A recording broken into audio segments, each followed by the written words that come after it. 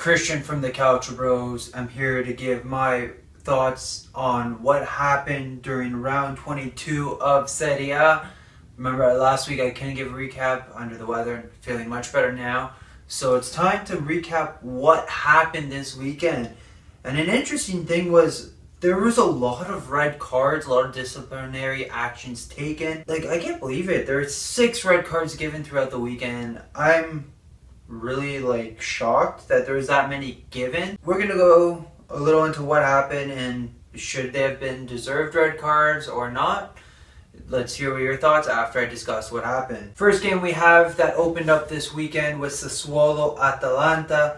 Atalanta cruising through this one. They won 3-0 away. A big emphatic victory for them, who continue their run on form and trying to get that Europa League spot as well. Goals were scored by Mazziello in the first half, then the second half, Cristante and Freuler. Cristante actually had a goal taken away because of some goaltender interference, speaking in hockey terms now, but some foul on the goalie, I assume it was. And then later on, Goldeni got sent off for a second yellow.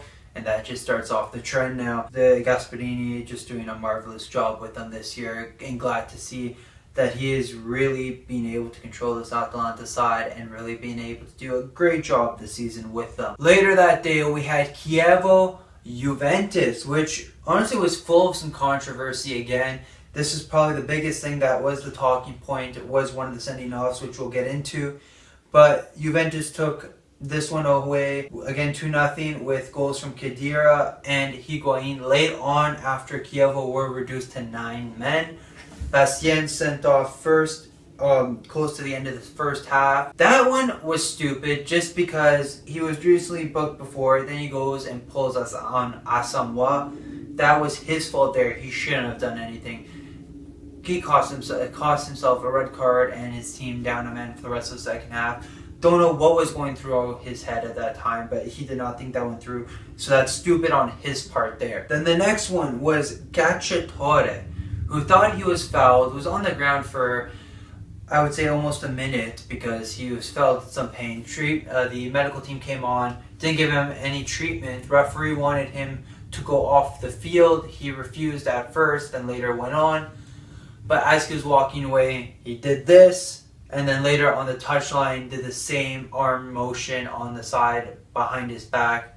I guess in the heat of the moment, he thought he wouldn't be caught doing that. Again, with so many eyes on him. He was seen, referee sent him off. He didn't want to get off the field originally because with his team already down a man, then they would be reduced to 9. So he's just wondering why he didn't have to go off, considering he didn't need any treatment. And that's why he did it, because he thought it was absurd that he had to get off. He thought the match was fixed, which again cost his team that. 9-man Chievo, not much they can do on that against a powerhouse Juve, but Juve and 9 men got the goal. And it's not like they played hard. They didn't play their best game again. They were just getting another dirty victory in the sense, just scraping by. They didn't play the best. I don't know. Higuain, to me, his goal was close to being an offside. It was really hard to tell. He seemed he timed his run perfectly, but it was really, really close. Let me know if you guys agree on that, and let me know what you guys think on the 2 red cards. Were they deserved? Were they harsh? For me, Bastien was justified. It was a little soft for me, the second yellow, but he was stupid for doing that. Cacciatore probably did deserve to be sent off, but was there cause to be doing the cuff gesture there? Let me know. We move on to now Sunday's games, and we open up with the 6:30 matchup that was Spal Inter. Inter! Oh my god, you guys don't know how to win anymore. 50 days without a victory. This is unbelievable. This is absolutely unbelievable. I'm laughing. I'm really, really laughing. Wow. Just wow. They got the goal early on, right after the second half started, through an own goal, and then Poloski, the former Milan man, equalizing late, almost like how Brignoli did against Milan. So that was pretty ironic, to be honest. But I don't know what's wrong with Inter anymore. They signed a couple players, got rid of João Mario as well, but that doesn't seem to be helping at all. Don't know what's wrong with them. Don't know what can be fixed. Your guess is as good as mine. So Spalletti really has his work cut out for him there. Crotone Cagliari will start off the 9 a.m. games, or they'll start off, but start off my list of 9 a.m. games here. So Trotta opens the scoring on a penalty, then late in the first half in injury time, Ciccherini scores with a beautiful free kick. Shortly before that, Pisacane was sent off. It was a reckless foul, that what he did. Like, studs up, really? Come on. You gotta do better than that. Like, you just gotta think things through. Like, what are you doing to cost your team to go down a man? To me, that's just stupidity there, really. Like, you should not be going studs high, almost knee length. Like, no. No. And then Ceccherini had a goal disallowed at the end of the game for alleged offside, which could have gifted Crotone the victory. But if you look at the replay, there was no offside. The linesman gave the goal, but ref consulted VAR, but the VAR completely disallowed it. What is with it? Like, I don't get it where, like, they're using it, but they're still making the wrong calls. So I don't get what the hell is going on here. You cost a team a victory like that where it's so wrong. Like, you could see that he was onside. So I don't know what happened there. It would have given Crotone the crucial victory that they need to get further away from the drop zone. They're not in the bottom three right now, but still would have brought them away. But no, you have to deny them. What's going on? Next game, which was a complete shock in itself. Verona winning 4-1 away to Fiorentina. Oh my god, like, I don't know what was going on. You know, I thought the early goal was whatever, you know. But later on, they just kept handing it to them. It's, oh my god. Vukovic opened it. Keane gets 2 at the 20th and 46th. Ferrari at the 55th. While Gil Diaz tried bringing one back at the 53rd, right before Verona's 4th. But wow. Wow. Like, this is, oh my god. La Viola don't know what's wrong with you guys. I don't know how, like, this happened. This is just unbelievable. Chiesa actually hit the post right before Moise Kean scored. They quickly got the ball, went up for a counterattack, and scored. Like, that's honestly football in 30 seconds. But, wow. Wow.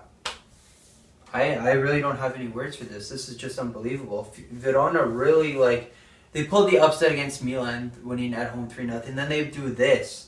I don't know what they pulled out of their ass, but, like, oh my god. Verona, like, unbelievable. Genoa Udinese finished 1-0 thanks to a goal late on, or midway through the second half through Valon Berami scores his first with Udinese. Later on, Samir was sent off for a foul on the last man.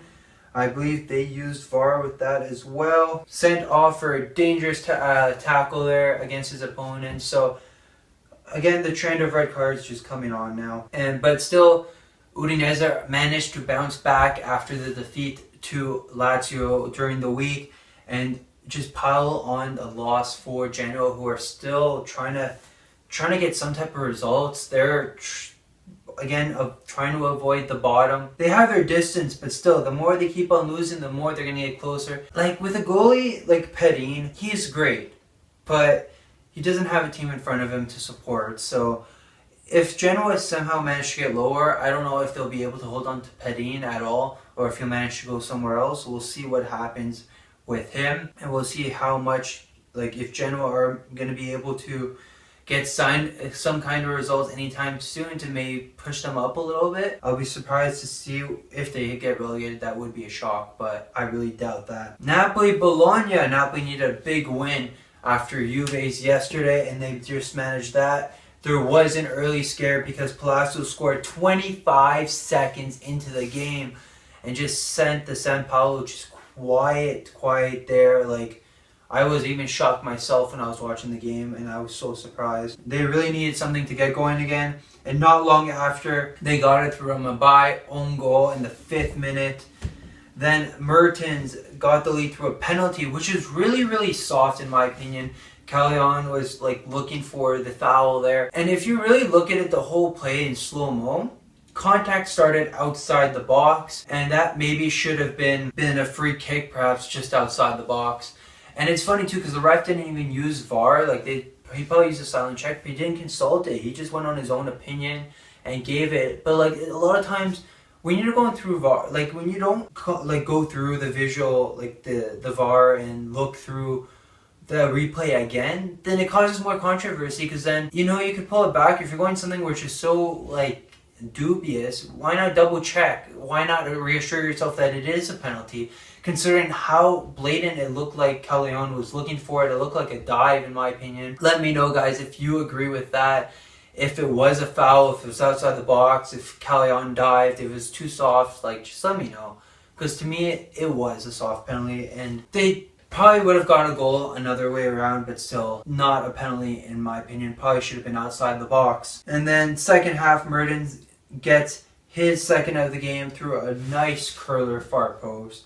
What a great way to get back after going so many games not scoring. He gets 3 in his last 2 now. This is great for him. He gets to keep going. He scores a wondrous goal and just gives Napoli the 3-1 win over Bologna and keeps them up top the Serie table. The next game we have for the 9 a.m. games, which is the last one, Torino-Benevento finished 3-0 in favor of the Granata. Goals were scored early on by Iago Fall. Seemed to be a little offside there. It was so hard to tell, but I don't know, it just straightened away there. And then Niang scores and Obi finishes off all in the first half. But it's funny, and then before Niang scored, Belic, the goalie for Benevento, was sent off for karate kicking Niang. You really don't see that. Belic was trying to clear it out. Niang didn't get in the way, but Belic overreacted and did go and kick him. But Niang is a bit of a shit disturber, gets on people's nerves. He gets nervy himself, but still, he got agitated and lashed out like that. Maybe he shouldn't have done that. Brignoli later came on to replace Juric to be in goal, but still, Belic should not have overreacted like that. Maybe he should just kicked it off him something. But by karate kicking him, really, I don't know how many games he's going to get because of that, which is just very stupid. 12 o'clock game, Milan-Lazio. Milan now on a 3-game winning streak, which is unbelievable. This is a great Gattuso really turning the team around. He has done wonders. Like, I don't know if he'll be a long-term coach, but he has really changed Milan. He's brought in the best out of players like Calhanoglu, Bonaventura, Kessie. He's turning them into true great players that they actually are. Cutrone given the start because Kalinic was injured. He was still called up for the game, but again, because of the injury, Cutrone started and he did make do. He scored early on after a great cross from Calhanoglu, but in my opinion, should have been waved off because it did hit his arm. He did go a little like this and the ball came in like that, but it was a little hard to see. But I'm surprised they didn't use VAR to double check, but maybe from it was before and how fast it went in, I don't know. The ref let it stand, and then later on they were saying through La Moviola as well as through the commentator was saying that should have been waved off. Anyways, it went in, but what are you going to do? But for me, it should have been waved off. Marusic ties it up at the 20th after some poor defending from Antonelli. Not much Donnarumma can do on that. And then Bonaventura scoring right before the half through a Calabria cross, scoring another wondrous header. He is really turned it around now. He scored, I believe, 4 goals with Gattuso. And he's turning himself into a great player. He's really using himself, being able to create plays now for his team, which is great. This is the Bonaventura we want to see. And this is a Milan team that's really becoming a great team now. They are really turning everything around for them. Gattuso, again, has done something great. And let's see how well he can keep this up. He does have to play Lazio again in the Coppa Italia this week. If he'll maybe play some tactics differently, maybe start a couple different players. We'll see what he does. It's funny, at the end of the game too, Simone Inzaghi was going to Cutrone, and even doing this, saying it hit off his hand, but Cutrone saying it hit off his shoulder, but replays show otherwise. But it's another mistake that the VAR doesn't get right for Lazio, and their 8-game unbeaten streak comes to an end.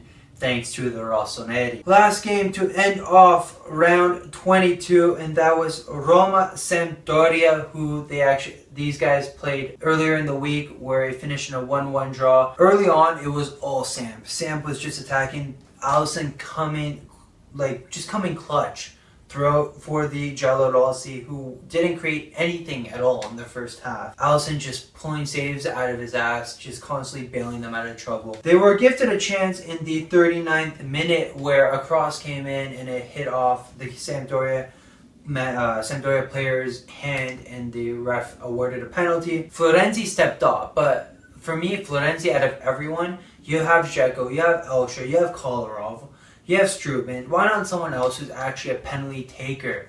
Because Florenzi missed and could have gifted Roma a lead they didn't really deserve in that half. I guess it came true. Viviano pulled up a big save to keep his team level and to try to give Samp the chance to get the lead. And it actually did come afterwards in the 88th minute. Zapata scoring after a bad control by Antonucci, who really let it go by him, and then the cross came in from Mudu where Zapata tapped it in. Roma did step it up the second half, but the one time we tried to trust you guys. We needed you guys to win, Roma. But no. You guys have to lose, and now you guys have screwed yourself, because Sampdoria, if it comes to it, have the head-to-head over you, so that could even cost you guys in the end. So that'll bite you in the ass now for not helping us out. So that's it for round 22, guys. So we're going to go into the goal of the weekend. Tough to say. I have two in mind. Ciccarini's free kick against Crotone, that came right at the end. Just a beautifully struck free kick. Or there is Mertens' curler from the edge of the box. Two top goals in my opinion. Not sure who to choose out of that. So let me know who you guys think was the player who had the goal of the weekend. Speaking of player in the weekend, I'm going to probably go with Dries Mertens, who after scoring last weekend against Atalanta managed to get two goals this weekend, so that has really helped them to get the results they need and to maintain solidarity on top of Serie and just keep their winning streak up, just keep it going. They have really shown that they want the Scudetto, and then they don't want to be messed with. But he came up clutch. He came up important. He got the crucial goals that they needed to, again, keep their run going and be top of Serie A. We will take a look at the standings. So again, not much there's some stuff that has changed, as we see. Napoli, Juve, still on top there. Lazio, Inter occupying the other two Champions League spots. Roma would have had the chance to tie Inter, but nope. Sam beats them to it and keeps at 6 spots and gets 3 points away from Milan, who are 7th now, who have really made a turnaround after being 9 points close to relegation. They have really jumped forward. Good for them. I'm glad to see you guys do that. Finally, they have managed to turn stuff around. Atalanta just behind them by a point, while Udinese and Torino are in the top 10 as well, close by only 2 points. So it is an interesting gap between 6th and 10th spot. Anyone can really take it. Just 5 points separating those teams. As we look in the bottom, Fiorentina is still there. Crotone could have jumped away from Spal, who did only grab the point from Inter. And Benevento still lonely at the bottom. There are 9 points from Verona, who grabbed the crucial victory. But if you look at it from 13th spot Chievo to Verona, it's only 6 points. 6 points separate them. So anything can happen. This is where the season starts again. After the transfer, teams are now trying to finalize their teams, and the rest of the tournament, the rest of the season is going to go by, and these are the points that teams don't want to lose, because again, how close it is. One result between the bottom teams will change everything. As we see, Sassuolo, Genoa, Cagliari, again, all close there, who didn't get the crucial points that they needed in order to keep away. With round 22 now and done, we're going to go into the next round. Sampdoria Torino open up the weekend at 12. That's going to be an interesting game, with then 2:45 Inter Crotone. So Crotone are at the bottom. Can Inter manage to get the result they need to, win again, or are they going to stumble to the bottom table team who knows? But like Spalletti really has his work cut out for him. Because if they continually dropping points, teams like Roma, Samp, Milan will even pass them in the standings. So again, with 50 days without a win, will they ever get a win? I don't know, but I'm loving this right now, to be honest. Sunday's games, Verona, Roma at 6:30, so that's an early one. Roma, again, trying to bounce back after that home loss to Samp, while Verona, who picked up a big win against Fiorentina, want to see if maybe they can pull up another upset against the Giallorossi. Quite a few 9 a.m. games, Atalanta, Chievo, Bologna, Fiorentina, Cagliari, Spal, Juventus, Sassuolo, and Udinese, Milan. I would say the big game there is Udinese, Milan, as Otto only has one loss since taking over against Lazio during the week. And Milan have had a resurgence now of late. Udinese do win, they will pass Milan because it's so close up there. So this will be a crucial game for that, like those few spots up in the top 10.